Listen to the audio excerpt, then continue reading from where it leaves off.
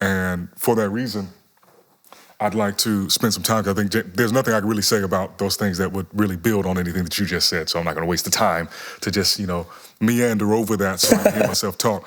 So what we'll do now is actually speak on some techniques of doing affirmations, doing gratitude, and what I've found to be most effective based on listening to people like Dr. Joe Dispenza, reading The Holographic Universe, Bruce Lipton, The Biology of Belief, epigenetics. These are all things that I'd encourage y'all to check out, look into, read more on if you are interested in this concept, because there is an abundance of information out there about how these things work and operate from a physiological, chemical level to a emotional, spiritual level, this, that, and the third. So basic rules when you're doing these affirmations.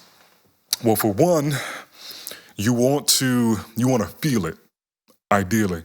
So you don't just want to hollowly, write out some words and just claim that you feel or believe a certain thing. You actually want to tap in the best that you can to the feeling of what it is you're putting down. So let's just say, this is one that I have written down. I am whole, I am balanced, I'm infinite consciousness, I'm infinite awareness, I'm infinite love and joy, I'm infinite intelligence, so on and so forth.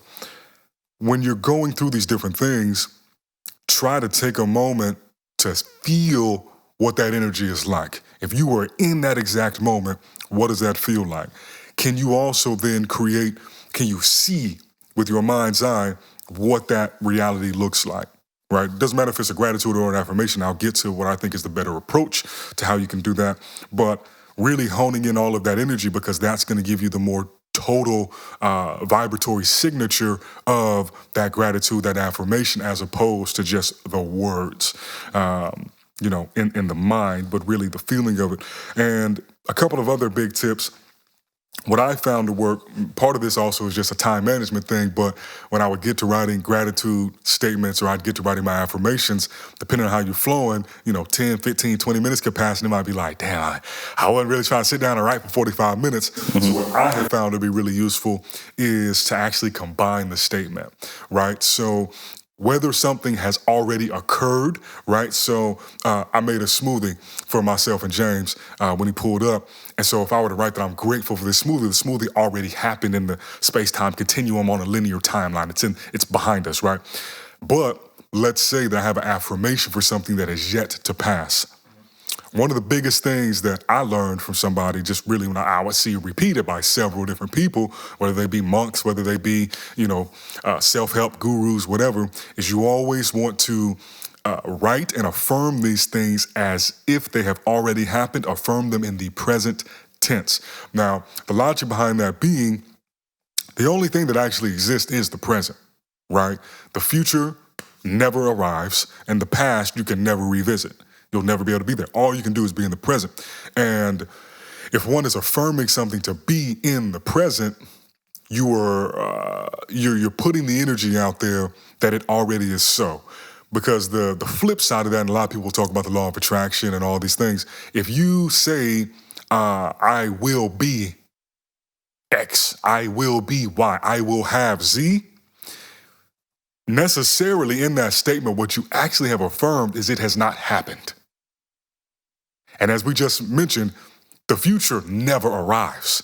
So a will be statement, a will have, can never catch up to your present reality because it is in the future, which is something that I literally never heard for years and years and years of studying this stuff. And then when somebody broke that down, I was like, damn, that shit crazy, because that's just true. And it may feel weird because to some people it'll be like, but I'm not a billionaire yet. It's like, all right, well, keep saying that.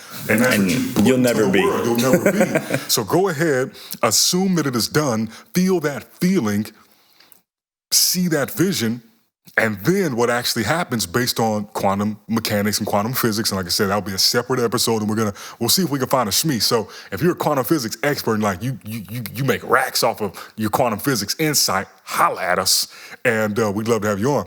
But from my understanding of it, basically then what happens is, as you keep affirming these things in the present as if they've already happened, one, as we've gone over, your psychology, the neural pathways, those start to change, which can then influence your behaviors, right? And your behaviors begin to change to try to align themselves, because ultimately, from a vibratory standpoint, anybody who's familiar with music that's listening, if we think about resonance or harmony, right?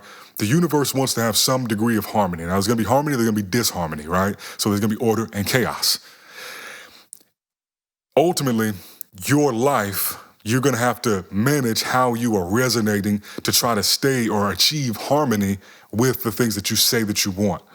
And so as a result, as you are making these affirmations, these gratitude consistently over time, there's going to be this process of the universe trying to establish harmony. And it either means the universe has to catch up to you, or more likely you got to catch up to the universe, right?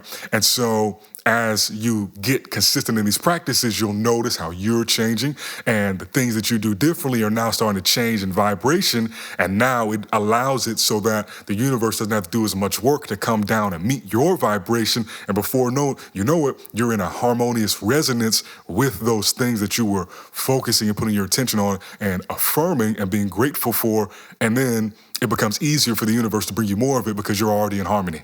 And so it doesn't have to go out of its way and break the universe to try to get up to your frequency, because that ain't how it works. You know, big fish, little fish. You the little fish in the grand scheme of the big fish. And so when you move up to it, it just creates this different alchemical process of bringing these things into your actual reality.